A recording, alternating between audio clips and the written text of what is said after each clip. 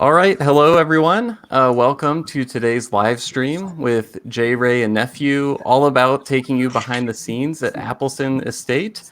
So we have special guests David Morrison and Thomas Roulston here. Also, Matt Petrick will be joining us momentarily.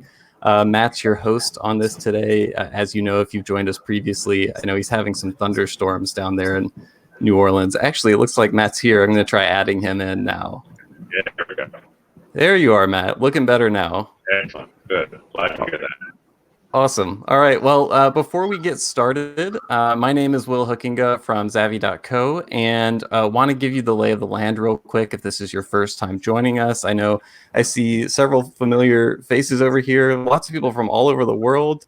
I see Edinburgh, San Francisco, Sweden, Atlanta, England, Massachusetts. That's awesome to see. Hey, everyone. Hope you're doing well. So as you may have noticed, there is a chat window to the right. Feel free to let us know where you're tuning in from. That's always cool to see. And if you have a question at any point during the presentation, you'll see a little button at the bottom in the middle of the screen that says Ask a Question. So just press that and enter your question there. Matt and I will be keeping an eye on those questions throughout the presentation, and I think we'll be saving some time at the end for a little bit of Q&A. Also, share the event. If you'd like to invite your friends to join us, there's a button at the top right that says share that lets you do that. But with all that said, Matt, I will turn things over to you and let you introduce our guest today. And Matt, you may have yourself muted, it looks like. Thank you. Yes, I did have myself muted. Yeah. Thank you, Will. Pleasure to be here. This is our 5th session we've done, and more in the pipeline. Just to briefly tell you what we're doing here. These are a series of sessions that we, the West Indian Rum and Spirits Producers Association, are doing to bring you face to face with the people who are making their rum in the Caribbean. WRSPA has 14 member countries, and across those 14 countries, there's something like 25 or 30 producers. One of them, of course, being Wray and Nephew from Jamaica. You may better know them as Appleton, but they are here today. I'm very excited about this presentation. So let's have Thomas and David introduce themselves very briefly, and then we'll get to the good stuff. Thomas, why don't we start? Okay, good afternoon, everyone. My name is Thomas Roulston. I am the distillery manager for the Appleton Estate Distillery. I joined in some 15 to 16 years ago, and I'm still here trying to create magic with the rums that's been a sensation around the world. And David. Hello, everybody. My name is David Morrison. I am the Quality and Compliance Director as well as the Senior Blender here at Wray and Nephew. And of course, because of that association, there is a direct connection with the Appleton Estate because, this is where all of the magic takes place here, with the blending and the provision of all those wonderful products you all have come to know and love. So it's my pleasure to be here today to share some of this Appleton joy with you.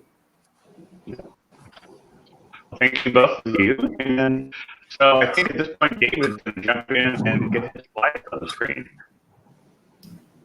All right, so welcome to our little piece of Jamaica here with WRSPA today. For a lot of you who are not able to travel to Jamaica because of COVID, let me try and take Jamaica to you through this presentation as we kind of bring you into the Appleton home to kind of share with you, some of the magic behind the scenes as well as to share the passion that we have for this brand here in Jamaica with you. Now, as most of you will know, rum is a very traditional part of the Caribbean culture. It's been around here in the Caribbean since the 17th century. Very old, very linked with Caribbean culture, and it goes back to the plantation history and our realization that from this wonderful sugarcane we could start making this magical spirit called rum. And of course, I'd like to think that Jamaica has perfected the craft. We at Appleton Estate have perfected the craft, and we're here to share some of the things that we've learned along the way with you. Now, rum is absolutely perfectly suited for, let's make sure I'm on the right slide here, right? Absolutely perfectly suited for being produced here in Jamaica. And it has a really long history in Jamaica. In Jamaica here, we have Wray and Nephew, which was established in 1825, and it's impossible to speak about rum in Jamaica without speaking about Wray and Nephew. So I'll just kind of give you some of the connections over time. In the 1860s, we had Charles Ward, who became the business partner of John Wray in 1825, who established the Wray and Nephew in 1825, and thus we had the formation of the company in Jamaica. All right. Now, Appleton Estate is the oldest sugar factory and distillery in continuous production in Jamaica, with the first distillation dating back all the way to 1749. And the estate itself dates back to about 1670, when the owner, the founder, Francis Dickinson, arrived in Jamaica and named the Appleton Estate after his home in the UK. And of course, for those of you who've been to Jamaica, who've had the honor, the privilege of visiting the estate, you would know it's also the home of the Joy Spence Appleton Estate Rum Experience, which was originally opened in 1988 and has gone through a fabulous upgrading. So for those of you who have not been yet, please make your way down and come and enjoy. Now, when we think about the estate itself, we have to start thinking about where the estate itself is located. Jamaica itself is a magnificently beautiful country. It is, chock full of all sorts of wonders and things that make any experience in Jamaica memorable. But it really is quite special, and you will recognize this when you visit the actual Appleton Estate and realize that there are some very unique things about the estate which really have a really big impact on our final product, our rum. The estate itself is located in the Nassau Valley, which actually is a part of what we call the cockpit country, and I'll explain what that means in a little bit. And what you'll find is that we have very, very interesting and unique weather patterns that are at play at the distillery almost all year long. So what you'll find is that our mornings tend to be very warm, very sunny, and our afternoons tend to be dotted with these nice tropical showers, and that pretty much occurs almost all year long. Some points of the year are a lot wetter than others, but we are blessed to have a wonderful natural way of treating with the sugar cane that we have growing in this particular area. The soil itself is really rich in nutrients, which makes it excellent for growing sugarcane, and I'll also explain why that is in a few minutes. And as I previously mentioned, the Nassau Valley forms a part of Jamaica's cockpit country. Now, you may wonder, what is the significance? And I keep talking about the cockpit country. I mean, at the end of the day, what you'll find is that the cockpit country is made up of what we call karsts and poles, which are very specific geological formations which are found in only 3 places in the world, right? So there's one in Jamaica, little old Jamaica, there's one in China, there's one in Serbia and Montenegro. And this unique landscape is quite special. I mean, for those of you who've been to the estate and you're rolling into the estate, you get into the Nassau Valley, you're looking around and it's fantastic. It's green, you have these beautiful dome-shaped hills surrounding the valley. Those are what we call karsts, which are rare landscapes composed of cone-like limestone hill formations. And these hill formations are very important because they act as natural water filters. And so all the water that comes into the estate for use in our production process actually gets naturally filtered through these limestone hills. And there's a very important significance to that, which I'll mention a little later. Now, the valley itself is what we call the Pohe, which is a valley that's been formed through the action over the years of flooding of rivers and the recession of these floodwaters. And what you find is that all of the minerals that would have been deposited in these landscapes, in these hills, get settled in the soil within which we're growing our sugarcane.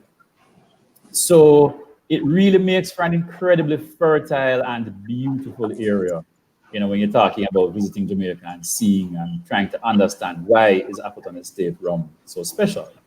And we are, in fact, the only sugar estate that is located in Appleton, right? So very unique. And we start talking about things like your terroir, you can start to feel and understand that this unique geology provides us with a very unique set of growing conditions that are demarked by 3 main things. So geography, soil, and weather, all coming together to form, what I can only call the perfect place within which to grow our sugarcane and to really start the process of producing these amazing rums. So when you take a look at our rum making process, it's very straightforward. I mean, it's pretty standard, and it's the unique points within our process where we create these unique demarcations in our product that stand out or causes our product to stand out, with very strict attention to quality all the way throughout our process.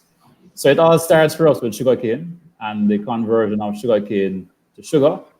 And from that sugar manufacturing process, we're of course producing sugar, and we're also producing molasses, which then gets fed over into our distillery operations, where it's diluted with that same natural spring water I mentioned earlier. It's fermented, it's distilled, it's aged, and then of course the blenders get to go to work to produce the amazing blends that you're familiar with, and then we bottle and we get to you guys out to market. So I will now have a quick conversation with you about molasses. We are in fact very fortunate because we do have quite a bit of control over the molasses that's going into our process. So we harvest our sugarcane after about 10 to 12 months, at which point in time we found we get the optimal yield in terms of the sugar content. And the sugar is fed into our sugar manufacturing facility, our sugar factory, where the sugarcane is crushed, the juice is extracted, and that juice is used to produce sugar. And as I mentioned before, one of the byproducts of that sugar manufacturing process is molasses. Now, that molasses contains up to about 60% sugar, which, it's still very rich in sugar and suitable, perfectly suitable for our manufacturing processes on the rum making side, right? So it's a part of the beautiful control that we have over our process. Now, of course, the molasses at 60% sugar is way too concentrated in terms of the sugar content for us to actually take it through our manufacturing steps. And so the first thing that we need to consider is the whole business of diluting that sugar concentration down to a level that makes it suitable for the preceding steps that follow in the rum manufacturing process. So to the molasses, we add our water. And it's not just any old water, as I've been preaching to you guys before. So it's really the most pristine, high quality water that you can imagine. And you can see the nice picture represented on the background in the slide, which is an actual picture of our water source, which is an upswell of water in a spring. And this water has actually been filtered through the same limestone hills that form the karsts, which is another reason why the karsts are so important to us. And that natural filtration gives us this beautifully soft water that has a really nice, slightly sweet taste to it. And this is the water that's going to be used in our manufacturing process. Now, another critical element to our manufacturing process is yeast. And we use a cultured yeast that's been propagated on the estate, that's literally been handed down from generation to generation. And in fact, we take the control of our yeast so seriously that we do have, this particular yeast stored in a number of locations to try to manage the whole business of business continuity.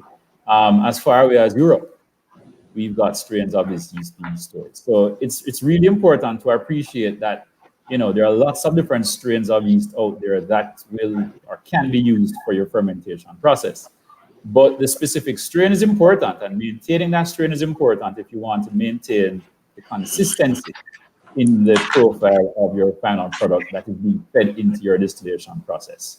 So the strain of yeast for us is proprietary. We don't use commercial yeast in this particular process of manufacturing rum at the Appleton estate. And it's just another one of those elements that, really, I think, showcases just how specific we are and how important maintaining consistency and quality is in our manufacturing process. Because at the end of the day, it all comes through in what that rum will smell like and what that rum will taste like. So I will now hand over to Thomas, who will walk you through some of the manufacturing aspects now of the actual rum making process. Okay. Thank you, David. Just to recap that we have used the blessed water that has been described to you, coming from the very pristine cockpit country that we know so well, and that we're revered, and we have taken all the steps to protect.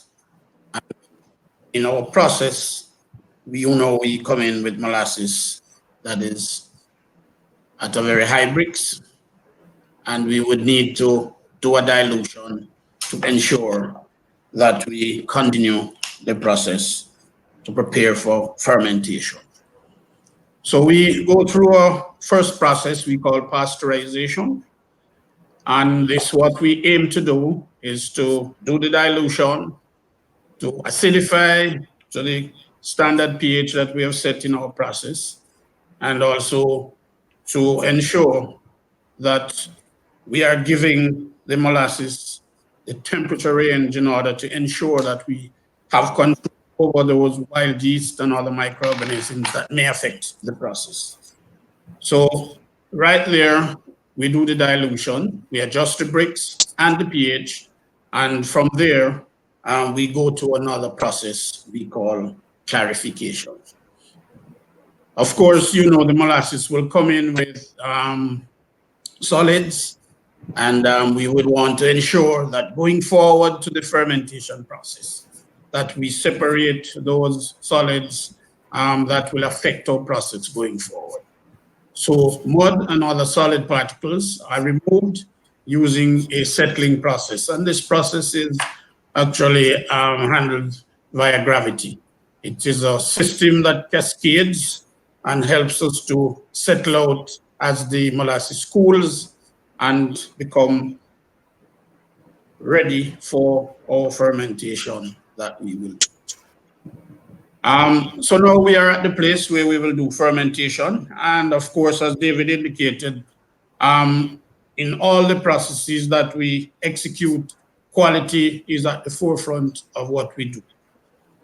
So fermentation, very simply put, is the process by which sugar is converted into alcohol and other byproducts. Those of us who are distillers would know that there is CO2, which is also part of that process. Hey, Thomas, do you capture the CO2? Could you repeat? Do you capture the CO2? Okay, not currently, but what we do, we have a process of scrubbing and to make sure that at the end of the day, it is not carried directly into the atmosphere. So we put it through a scrubbing system, which is a watering process to convert CO2 to a weak acid, which will be carbonic. And by further dilution, we have no impact on the environment. Where we do, I'll tell you later down the road that we have a process to handle any fallouts there.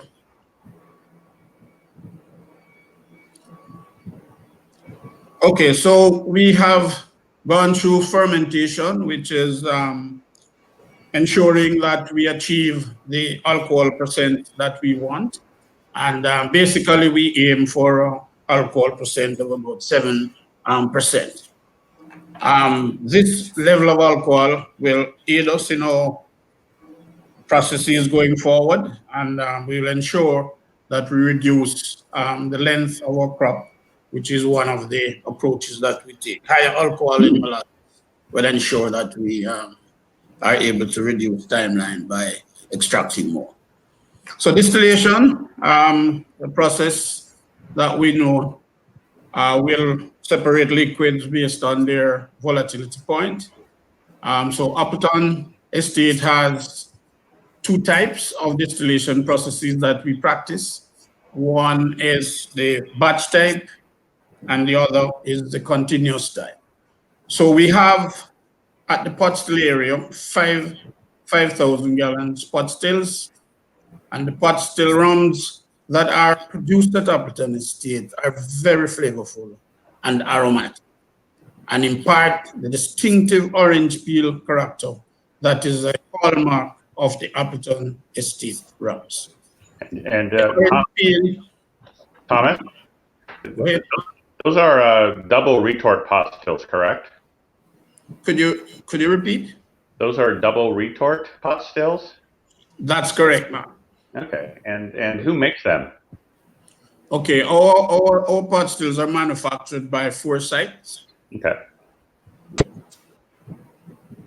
All right, so that I was speaking to the orange peel notes, and of course, those are very important in the material that the distillate that we will produce and will be used to develop our rums.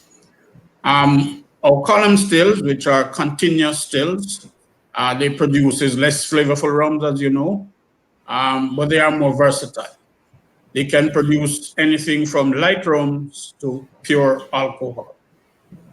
The column still rums that are produced at Appleton are primarily used to balance the flavor and the aroma profile of the pot still rums that we manufacture.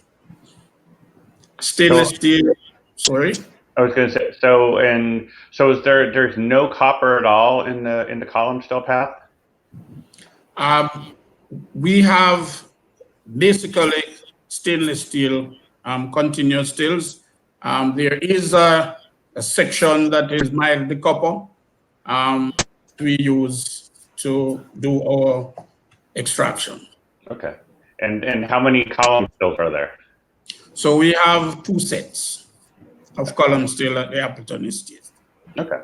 And are they like a traditional, like a single column like you would see in Martinique, or a double column, a coffee? Like what type of columns are they? Right. So what we have one type that is a double column, and another which is a beer column with a mid column attached, which is an extension to the beer, and a rectification column.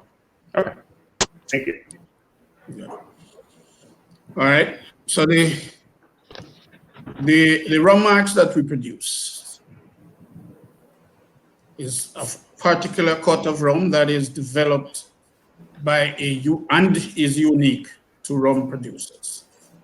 Each mark of rum has its own flavor and aroma profile. And we ensure that these marks fit the quality profile that is required to take the process of manufacture of rums to the palate very, very securely. All right, so I will take over from here for the next few slides. Real quick, I had a quick question for Thomas. So Sure. Can you share anything about the range of marks? Like what are perhaps like the heaviest marks that you make at Appleton? Okay, our heaviest marks are mainly pot still marks, and our marks are very on the pot stills would be low ester ranges, the first level of ester range of rum, and on the column stills would be the light rums. Those are very low in ester. Okay, thank you. All right, go ahead, David. Right. So I mean, and to kind of follow up on the question you just asked, Thomas. I mean, for those persons familiar with the estate range, you'll realize it's very different from, for example, things like the Nephew white overproof rum in terms of the funk and the pungency of the aromas. For the estate range, it's a bit more on the what I'd call the sophisticated side, whereby we do try to keep the general ester counts, I would say, on the fairly lower side relative to some other products out there that are a lot higher in terms of the ester contents. And that really is the focus of what we try to do at the Appleton estate. Now, to pick up where Thomas left off, once the rums are produced, the next thing that is of critical importance to us is aging, because it's important to bear in mind that all the members of the Appleton estate range are in fact made up of 100% rums. So that means all the rums have seen some amount of time in a barrel. The barrels that we use are number one, select once used bourbon barrels. It's all American oak that's used in our process. And typically the process for us is we reduce our rums individually. So that's each mark or each cut, which Thomas just spoke about, down to about 80% alcohol by volume to prepare them for aging. One of the beauties about our process as well is that we are also fortunate enough to have our own coopers, our own cooperage in-house. And the coopers are very, very important so far as managing our barrel portfolio goes, because as you can very well imagine, we do maintain very high, quantities of barrels spread across our warehouses, which are spread across the island. And so the management of those barrels becomes very, very important. So we are very fortunate in that regard. So quick question there. You said you used the 40-gallon barrels, which is sort of fairly different from what most other rum producers make. Can you share a little more about that? Correct. So what we have found is that it's a good balance at about the 200-liter mark, which is what we're running pretty much per barrel. We've gone that route because we do want to make sure that we maintain the standard that we've developed over the years, and that standard has been developed using those barrels. So the evaporation rates that we get, the quality of the maturation that comes through, the contact with the rum and the oak is right where we want it to be with these 200-liter 40-gallon barrels. So we've typically not used smaller barrels in our process. Right, it's been that size as our standard over the years. And you'll see as we go further, that it really helps with our flavor development. It really helps with respect to how we try to manage our evaporation losses. It really helps with respect to, coming from the fact that we were once, almost primarily a racked warehouse, and all the racks were designed to be accommodated or to accommodate this particular size barrels. It pretty much became the standard for our operation. Okay. And do you have issues sourcing these smaller barrels, or you have somebody make them? Okay, it's not an issue. No problems at all. So every year we do get a fresh supply in, which we incorporate into our aging process. Okay, good. Keep going. All right. This slide is really to just give everybody an idea that we do use different types of aging warehouses, or the construct of our aging warehouses does differ. I will start, interestingly enough, with the warehouse in the middle, which is one of the older warehouses that is used in our aging process. It's a complete concrete warehouse. With small sections to allow for ventilation and the movement of air, and it's concrete from floor to ceiling, which is different from the two constructs on either side. The warehouse that's on the left-hand side is a mixture of concrete and aluminum sheeting, and the warehouse on the extreme right is 100% aluminum sheeting. Okay, so we do use different constructs of warehousing. And we do realize that there are differences that come through from the different types of warehouses. You would have seen pictured earlier in the slide presentation a picture of the inside of the Appleton warehouse, which you will realize is a rack warehouse. It's the only rack warehouse that we still maintain. All the other warehouses have been palletized for, I would say, more, assistance on the logistics side. We found that we can actually store more barrels in the palletized warehouses. It also makes the movement of barrels a lot easier. For those persons who have seen a barrel up close, you'll recognize a barrel is pretty heavy. And typically with the racked warehouses, we were handling the barrels manually and individually, while with the palletized warehouses, we are allowed or able to move the barrels on pallets. Typically 6 barrels to a pallet. It's a particularly large pallet. It's a 6-foot by 4-foot pallet that's used to support our barrels. In the larger warehouses, we actually go as far as 6 pallets high in those warehouses.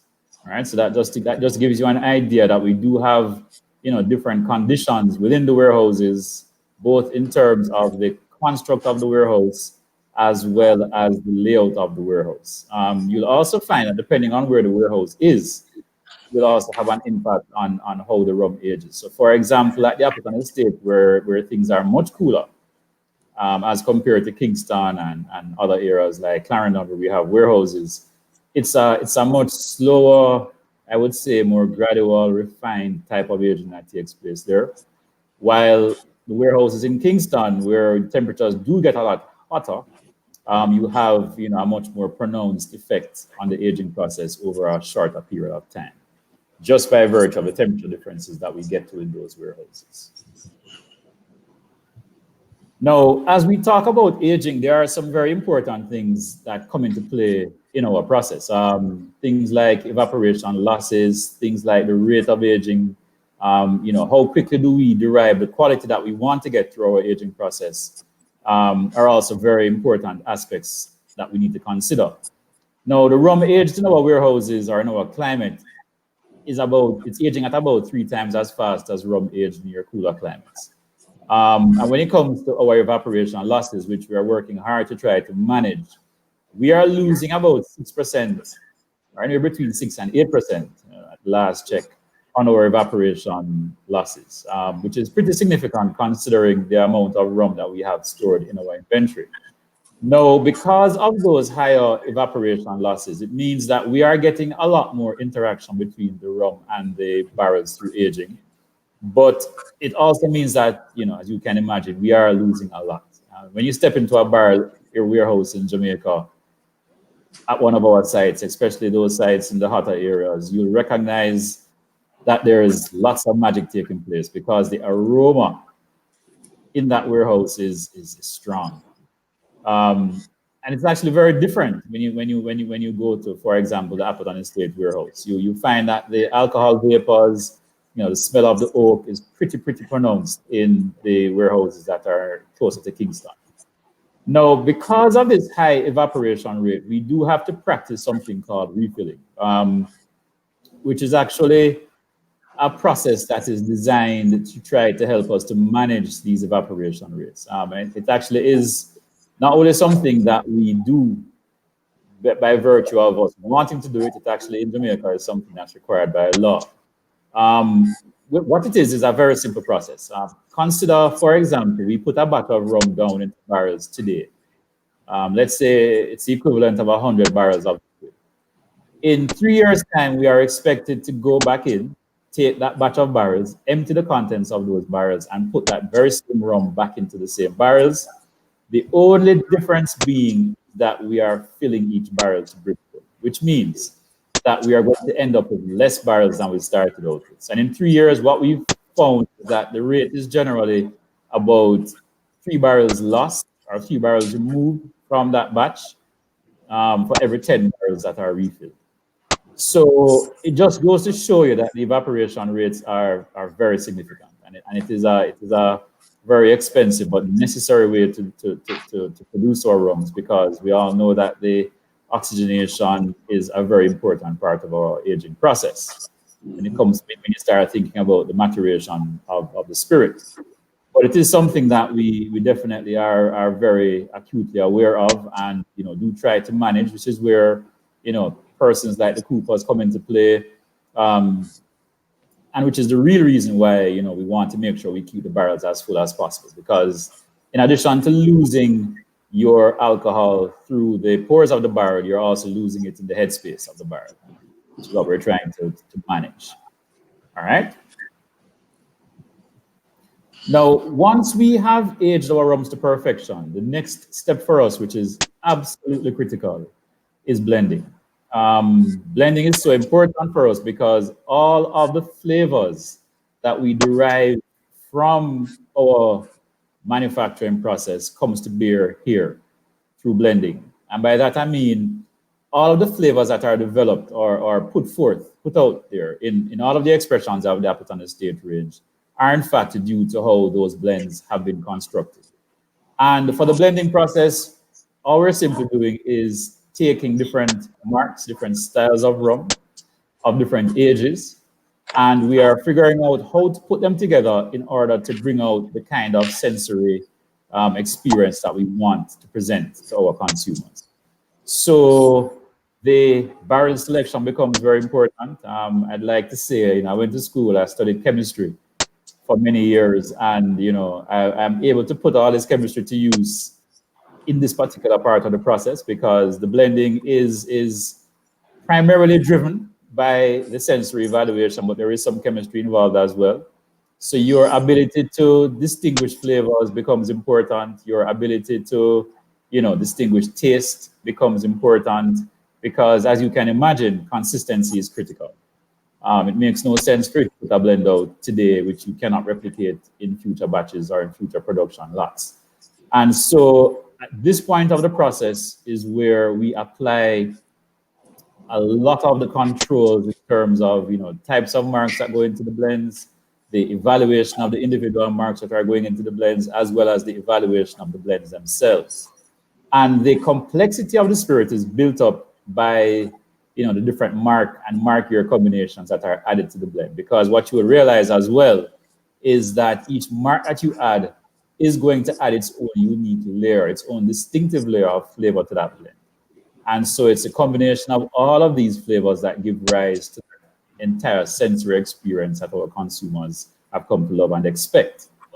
Now, once the blends are put together, the other important thing for us is that we do allow time for all of those flavors to marry, for all of those blends, or all of those rums that have gone into making that blend to marry, which is a really, really important part of our process. So, it's not just empty barrels, construct the blend or put the blend together and then start processing for bottling.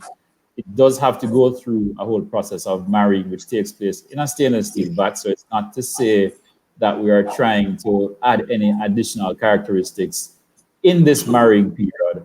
It's really just to allow harmonization of the flavors within the rums or within the marks of rums to allow for that consistency that you would expect in our rums. I will hand over to Thomas now so he can take you through some of the more green and sustainable things that we are doing as a function of our process. Right. Thank you, David. So we are very keen on ensuring that we honor our responsibility to the environment. And we have set standards in our operation in this regard. So the Appleton estate has a deep and serious respect for the land. This land you heard about that we respect so much. After all, it's part of what makes us so special.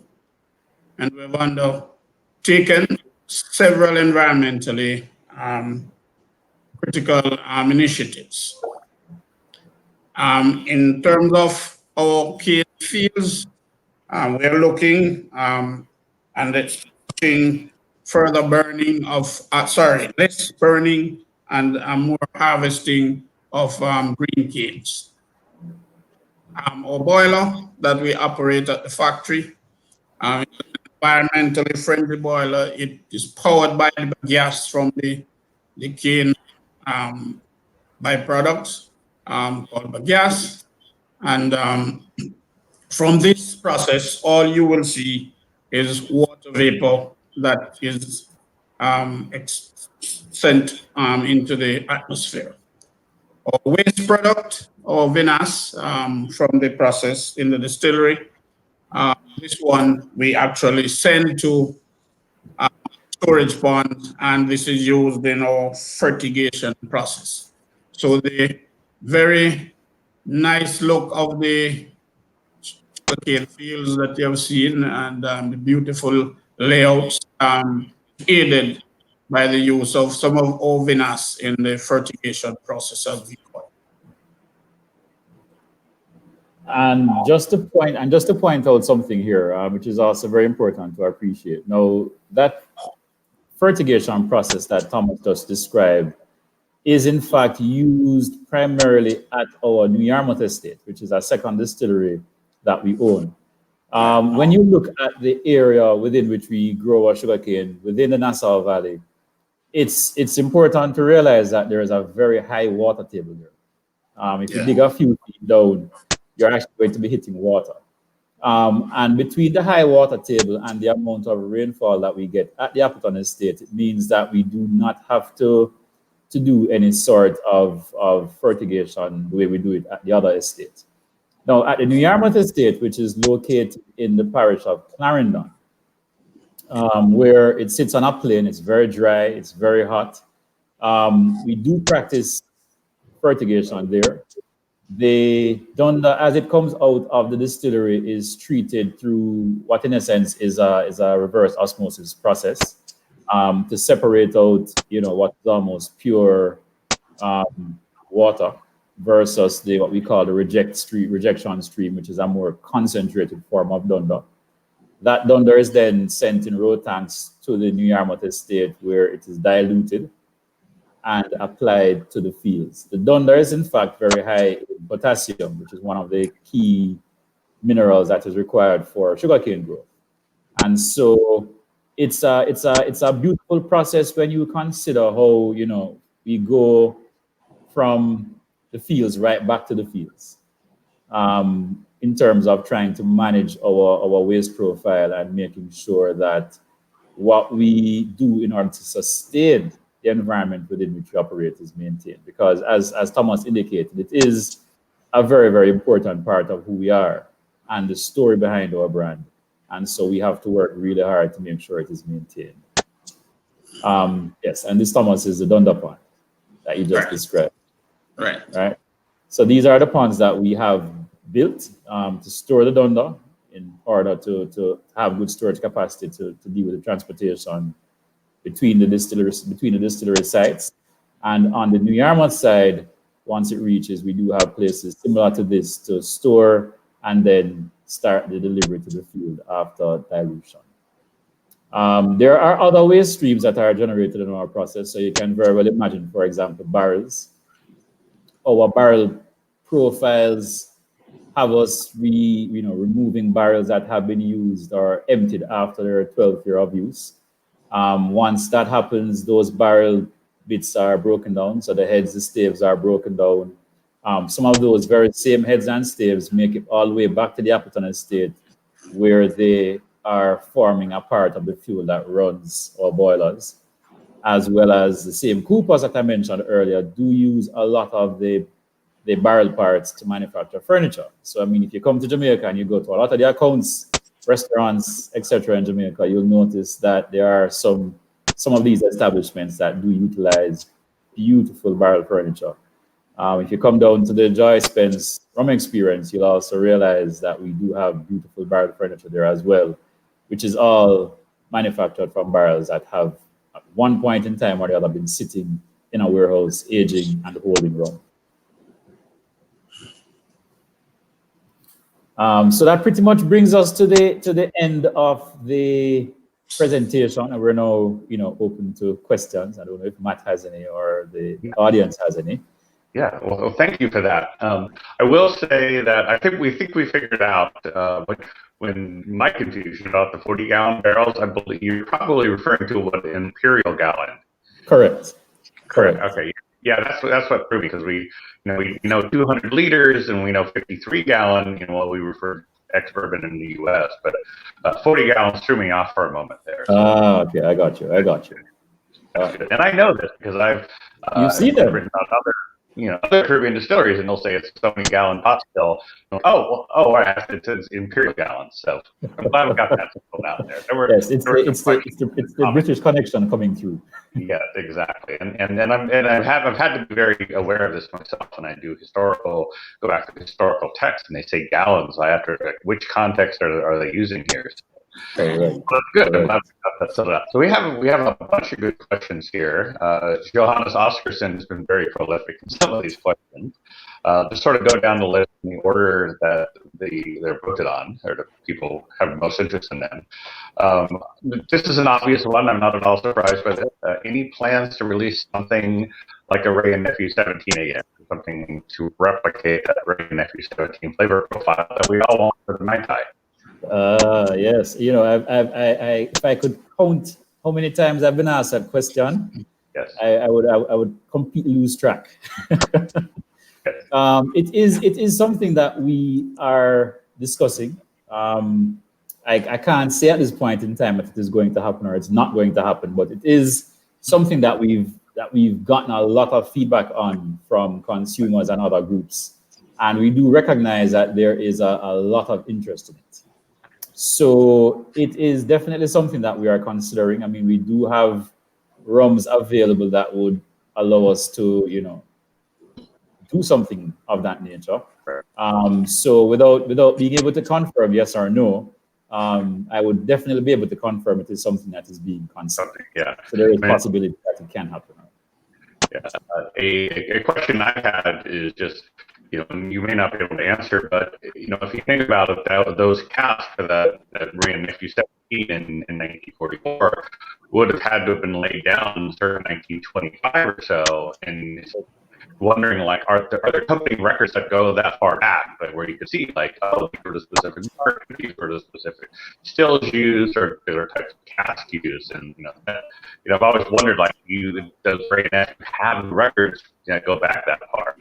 Actually, in some cases, yes. So there are, and this is one of the things I will say, and I will throw this challenge out to all distillers and all distilleries, that keeping your history is important. Maintaining your history is important. We have gone to great lengths to try to archive a lot of the information, the old documentation, to show the old ways of how rums were managed in terms of warehousing and the gauging of the barrels. So we do have a lot of that data, a lot of that information archived and stored away in our archives. Whether I could speak definitively to whether or not it goes back as far as that, Sure. I would have to check to confirm. But I do know that we do have very old records that we keep on file. Just as a part of maintaining the history and the authenticity of what we do and say. Yeah. And it's not just on paperwork. It goes as far back as even some old products. You're talking about things like the Dagger series, for example. Which was a precursor to things like Appleton Special. We do keep old bottles of those as well, as a part of our archive. Maintaining history is critical for us. Yeah, for sure. And there's actually, what I've learned is, if you go back to the old Jamaica Gleaner articles from especially the 30s, so there's quite a bit of detail about what different distilleries are doing. And I was surprised to see at that point that, for example, Appleton Estate was referenced as making at least some of their rum from peat juice, which was surprising. Yes. True. Yeah. True. And hanging on to that history is absolutely important. Yeah, very important. Okay, next question. How will the worsening situation for Jamaican sugar in recent days, and the shutdown of the reported shutdown of Appleton sugar production, how does that impact your distilling? Basically, we know that the Appleton sugar estate, may or may not be profitable. There's discussions about it, and it brings to mind the entire sort of issue of Jamaican molasses and Jamaican sugar industry. Like, how does that, obviously you want to use as much Jamaican molasses as possible, but how does that impact you as a distillery? Right. Well, it's important for us to appreciate that there are no final decisions yet on the fate of the sugar factory. So, I'm operating at this point in time as if, we will be continuing until I'm told otherwise. Because, let's face facts. And you heard it here throughout the presentation as well, that it is a very important part of what we do, because it does, like I mentioned before, give us a lot of that, cane to cocktail, cane to cup kind of control, which is one of the hallmarks of what we do. So as far as I'm concerned, I am proceeding at this point in time until I'm told otherwise that there is going to be a change. A lot of the discussions that are taking place now are really geared towards figuring out what comes next, because as you can also appreciate, this is a business. And the matter of losses in the manufacturing of sugar isn't something that is unique to Appleton. You would have seen over the years that a number of the sugar factories across Jamaica have closed or have been privatized in some instances, as the industry struggles to overcome the expense of manufacturing sugar. So, we will certainly strive to make sure that any impacts coming out of whatever it is that's being negotiated is minimized to the extent that we won't see any impact on the product that we're putting out. But, certainly we get to a point where it's a sustainable part of our business, right? Which is also important. Right. I know a number of Caribbean distilleries are struggling. Like if they have to import molasses, for example, they're struggling to even get molasses that's fermentable. That the fermentable sugars are so low in Correct. them. And that's important. I mean, it is a part of what the industry as a whole faces. I mean, at the end of the day, sugar producers are in it to make sugar. Molasses comes out as a byproduct of that process, but their main intention is not to make molasses that is fermentable. It is to produce, to get as much sugar out as possible. So I can imagine that there will be, challenges across the world market with respect to being able to find the right quality of molasses, because, bearing in mind, it's not just the amount of sugar in the molasses that's important. There are also a lot of other parameters that will impact on how fermentable that sugar is. The acidity of the pH of the molasses, organic acid content in the molasses, a lot of variables that, sugar producers aren't necessarily particularly concerned about. Right. Sugar manufacturers. But, at the end of the day, if we do get into that part or that part of the business, then, it's something that we are going to have to be very conscious of. Thomas, is there anything you want to add? I see you nodding there. Is there anything you want to add to this? Right. Well, I am right on point with David in that regard. One other that should be mentioned is really the ash content of molasses when it comes to inhibitors. So yes, I agree that we'll have to carefully select if that decision is made. And I am hoping as a distiller that we'll be able to come to a common ground where we'll be able to balance the process and ensure that we continue to produce the distillate required to set up the amazing rums. Great. So the next question is one I know a lot of people are interested in. I certainly have been interested in it since I first sort of started really understanding Jamaican rum. Is the Dunder or Cousins process used it, or the Cousins process used it at Appleton Estate? No. So no, Dunder is not used in our manufacturing process. As far as we're concerned, it is the waste from our process, and it does get treated as such, but it is not used in or as a component in our manufacturing process. So at none of the steps or manufacturing steps do we reintroduce Dunder or introduce Dunder into the process. Okay. Right, that's correct. Right. And I mean, I would say when you look at the rum category in Jamaica, I suspect that the majority of the persons who do reintroduce or introduce Dunder into their process are probably more so those who are manufacturing high ester styles of rums, which is not something that we're doing at the Appleton Estate. Correct. Yeah, that would definitely be the Cousins process. So, yes. Okay, next question. So Dwayne asked, I'd love to hear a bit about the production of the Appleton White, J. Wray Silver, now Kingston 62. Can you tell us a little bit about those? Like, are those also made at Appleton, or like anything you can share about that production process? Okay, so yes, so those are also rums that do come from the distillery, from the Appleton distillery. However, they do go through slightly different finalizing processes to differentiate them. And it's interesting that the listener brought this one up, and I'm actually happy that it did, because it does give me a quick chance to segue into talking a little bit about the products themselves. Most persons would have recognized by now that we have gone through some changes in terms of the packaging. And to the point just raised, there is now a clear separation of the Appleton Special, Appleton White / Appleton Genesis, if you're from Jamaica, to the Kingston 62 brand, where we have the gold and the white.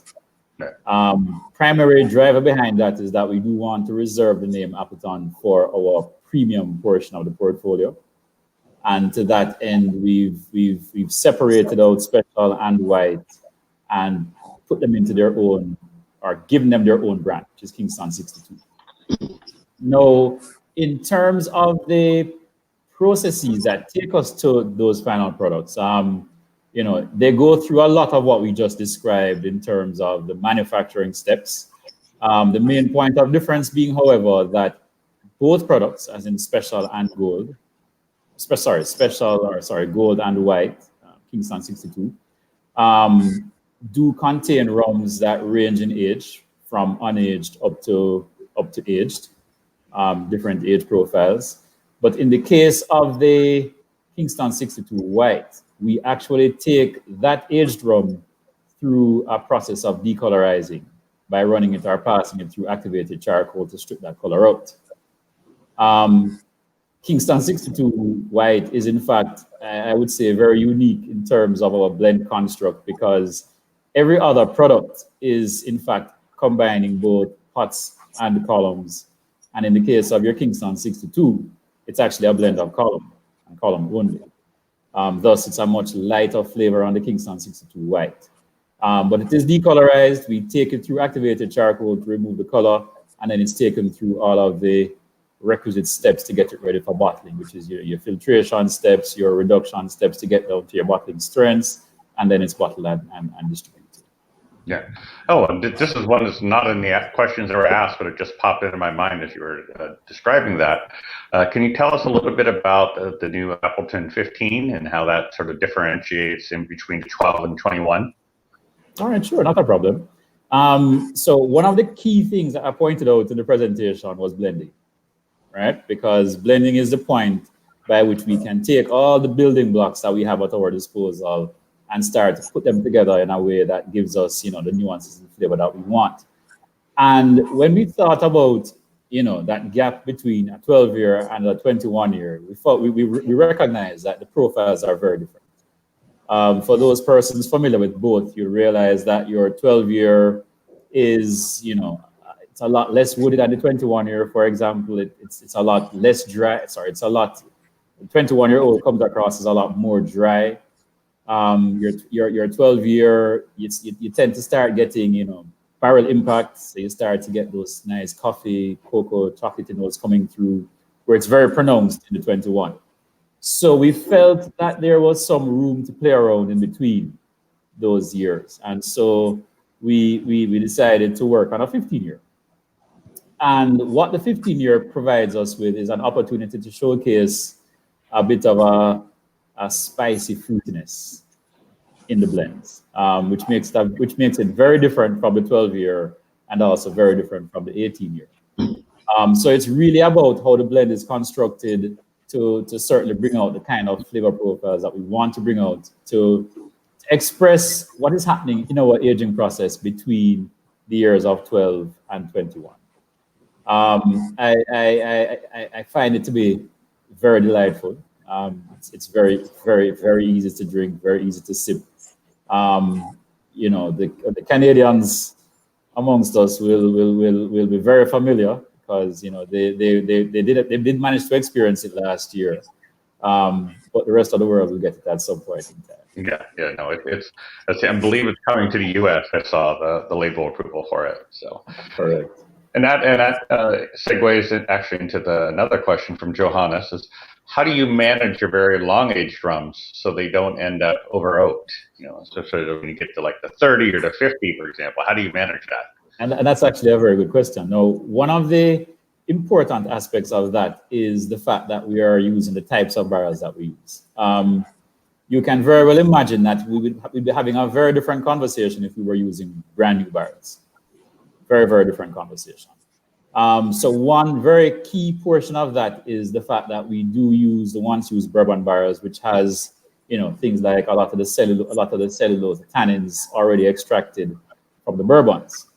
So we're not starting off from a point where we are, you know, going to be overwhelmed with the length of time that we're storing rums in our barrels. Now, the next piece of the puzzle for us is barrel selection. For our blends in particular.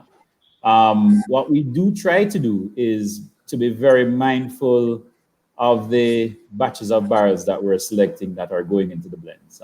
It's much easier to put the effort on the evaluation of the rum coming from the barrels to figure out how we want to use them versus putting it all together and coming out with a blend that isn't right.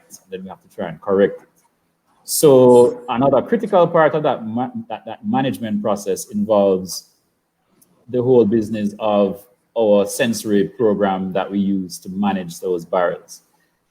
Interestingly enough as well, the whole business of refilling also becomes important, because the refilling process also helps us to, in a sense, kind of average out the barrel impact as well. So you can all imagine that each individual barrel is its own little processing vessel. Some are working very, very hard, some are working not as hard, and you do get, in some cases, very significant differences coming out, just same rum, just in 2 different barrels.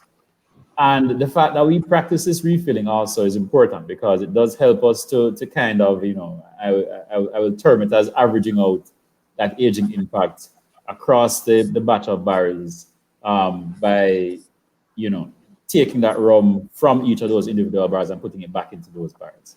So that's also another very important aspect of our operations. And then the last but not least, I would say, is the warehouses that we are in fact doing the aging in. Also very important.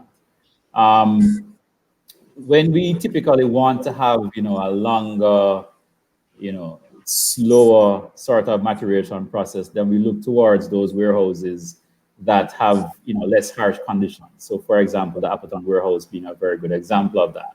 And so a lot of the special things that have come out of our portfolio have come from warehouses like that one, which is another key step or another key part of the process that we manage to help us to manage the whole business of producing rums that are old but not overpoweringly oaky or woody. Right. And it's really the combination of those things that come together to really help us to manage that process the way we do. Yeah, no, I've heard rumors that that there's more of what something like the 50, but that might be a 75 or a 60 some year. So, well, whatever comes out is gonna be good, I promise. So, has there something a lot of producers have been trying? Now sort of rum is sort of catching the enthusiast interest. We're seeing more and more special releases and cask finishes and things like this. You're seeing from a lot of sort of big name distilleries, and so there's obviously the next question is the Appleton thinking about, or would they do something interesting like a sherry cask finish or a rye finish or something like that? It's it's very interesting that you asked that question. As having this conversation with somebody just yesterday. I'll put it to you this way: we are open to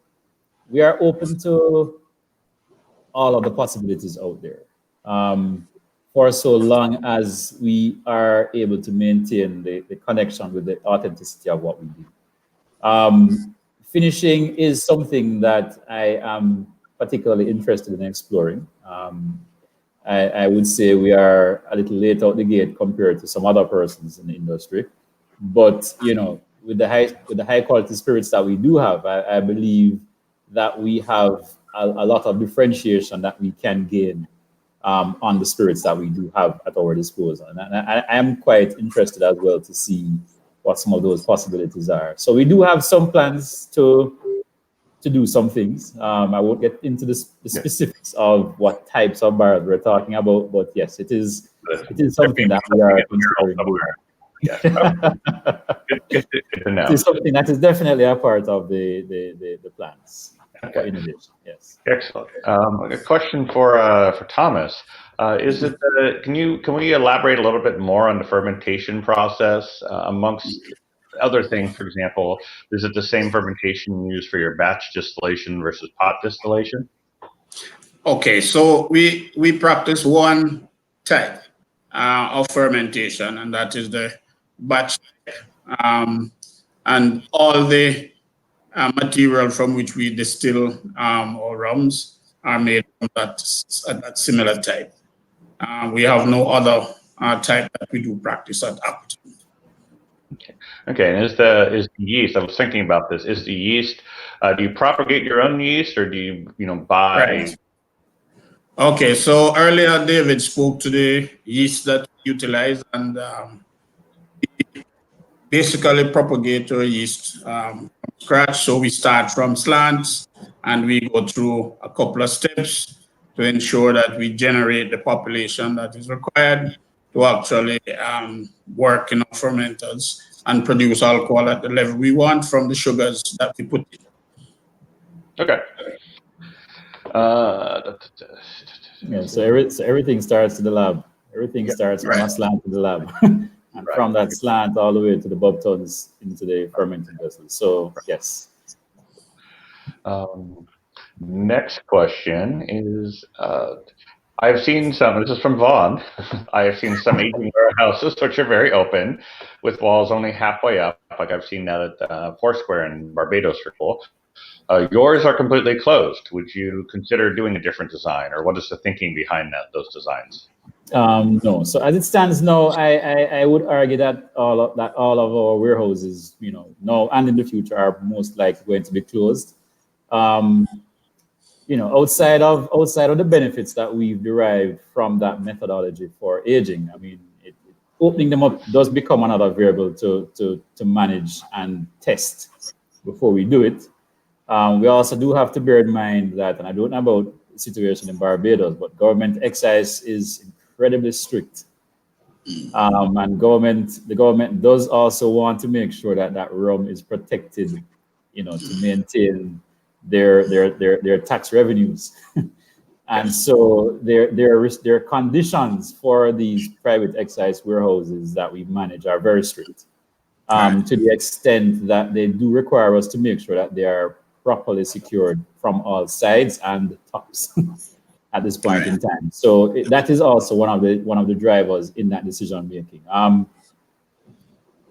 But suffice to say, though, I mean, if we were to ever decide to try any different type of warehousing setup, it would have to be done with some degree of experimenting in mind, because we would also want to make sure that we are not introducing any variables that are going to be adding any additional percentages to our evaporation losses, which are significant already, as well as any negative changes with respect to the quality of what's coming out. So typically, for anything that we are changing in our process, if we do decide to ever make changes to our process, we do tend to experiment extensively first before going into our making final decisions. And for something as significant as that would definitely need some amount of experimenting. But we do try to make sure that certainly within the warehouse setups that we do have now, we try to get adequate ventilation in and out of the warehouses.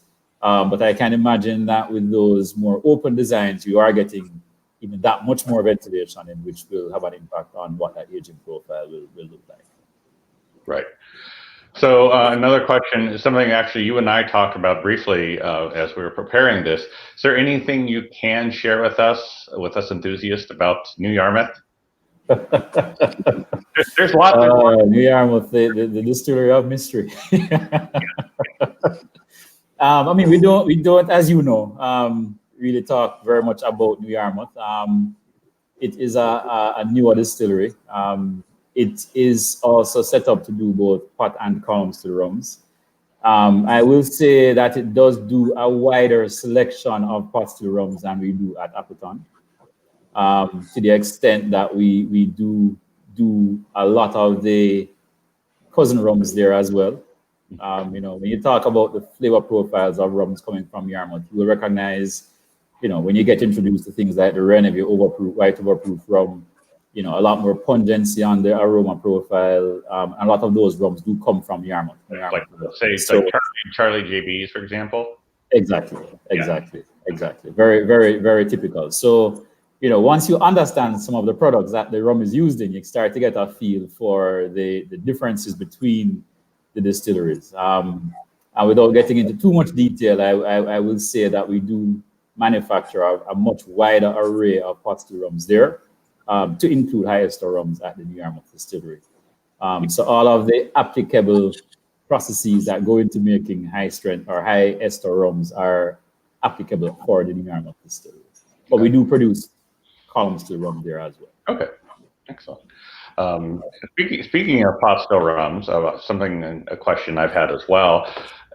again, going back to the idea of like special releases or what have you, what about a more pot forward or pot only release, something like that? That's something that you would consider. I would answer that with a resounding yes. And I will leave it with the stay tuned. It's something of that nature might be closer than you think. So stay tuned. Yeah, no, it's keep your eyes open. That's the challenge with us enthusiasts is you give us a little bit and we just keep asking for more. So that is true, but you know, I also firmly believe that we do have a lot to offer, and we are exploring, you know, what those offerings can look like, and the whole business of trying with some of what you just mentioned a while ago is something that we've been playing around with for some time. So keep your eyes and ears peeled and opened, and look out. You know, different expressions are underway. Another question going back to aging, do you see a difference in evaporation loss between barrels stored on racks and palletized? Same angel share or different? We haven't found any significant differences, to be very honest here, with the angel share. What we've seen typically is ranging between 6 to 8%, with 8% being more prevalent for barrels that we're filling for the first time. But we haven't seen any significant changes in these evaporation rates. And we've been de-racked for the most part since, I believe, about 2007, thereabouts. Prior to 2007, we were predominantly racked across all of our warehousing locations. And with the advent of new machinery to handle the barrels, we decided to remove most of the racking, with the exception of the Appleton warehouse, which still maintains that authentic feel that we've had in the past. But we've not seen very significant differences in terms of the evaporation rates. Typically as well, we don't really recognize a lot of differences between different locations in the warehouses either. It's not been a point of focus for us in particular because we practice the refilling exercise, in which case there is a lot of mixing that takes place anyway. Across batches that may be stored in different warehouses in different locations within warehouses. Another important aspect for us when it comes to the whole business of warehousing is we do try to manage risk as well by spreading each batch that's pulled or each batch that's drawn down across different warehouses. So it's never going to be a situation where any particular batch of rum just goes into any single warehouse. We do try to manage that as well. So when you consider, you know, that spread across the warehouses, coupled with the fact that we are doing this refilling, you know, we are managing a lot of that variation that you may find that could be attributable to warehouses and to locations within warehouses through those processes. Okay. Next question, and actually, while you were talking there, I had another one on that. So, is just to make sure I understand, when you do the refilling, you bring together the cask and you blend. So you're actually bringing together cask from different warehouses to one spot, reblending, putting in cask, and then sending back out. So it's not like each warehouse is correct. Okay. Correct. So it's all related to the batch. So that batch, when it's drawn down originally, gets spread across all the warehouses. And when we have to refill, we retrieve those barrels from all the warehouses, empty the contents, then put them back into the same barrels. So it's really managed on a batch by batch basis and not so much by warehouse. Okay. Next question is, I lost it here. This is a geeky one. I love this one. Why was Edmund Charlie Virtue the only of the four expressions that was exclusively column distilled, whereas the others were blends? Well, that's actually a very interesting question. So we purposely selected a column still rum for the Virtue. When you look at the four members of the Edmund Charlie range, they are designed to tell a story. And if you look at what each member of the range is designed to express. The first one, which is the foundation, is in fact an overproof rum, which is another blend of rums, but it was left, it was left colorless. It was done to that style to represent the foundation for our process. Mm-hmm. And when you go all the way to virtue, you will realize that there is a barrel in the bottom for the virtue, which is really there to drive home the point about the importance of aging in our process. So we did not want to go the route of using a blend to express aging. In this particular case, we decided that what would have been much better is to give people a feel for what comes out of a barrel. And so when the concept was designed and we were looking around at the various marks at our disposal, after going through the process of barrel selections, we decided to go with a pot still rum. With a column still rum, as opposed to a pot still, just by virtue of the type of flavors that we wanted to bring out in that blend or in that particular product. I will say it's in fact the second time that we've gone the route of using a single mark in a product that we've done. For the enthusiasts out there who are up to date with the product history, you will remember that we did a 20-year-old expression some years ago, which was sold exclusively into Park Avenue, a liquor store in New York. That too was a single mark, also a column still rum, as well as it was the only one, or it's the only one that's been done of that nature that's carried the name Appleton. So that also made it very interesting and unique. But we've been thinking about, and to the question you asked earlier about the whole business of showcasing not just the column still rums, but also the pot still rums, because a lot of that beauty that you find in our rums with respect to the flavors are in fact coming through from the pot stills. And I think as the base of persons who enjoy these rums, become more educated and understand what they're drinking, I think, the time is right to be able to express, what a pot still rum also means, and not just leave it to, what I'd call those easier to drink column style rums. So, we are taking heed. Okay. Two more questions, and because I know we're running a little late here, but this is great. This is great information. Keegan asked, have you experimented recently, because we know you did in the past, with cane juice only rum, like a cane juice ferment? That's also another interesting question. So we have not in recent times done anything that's solely from cane juice, no experiments from solely cane juice, but we have done other experiments at stages leading up to fermentation, to try to see what sorts of variations in the marks we can produce. So we have in barrel aging as we speak other interesting expressions of rum that are not necessarily typical.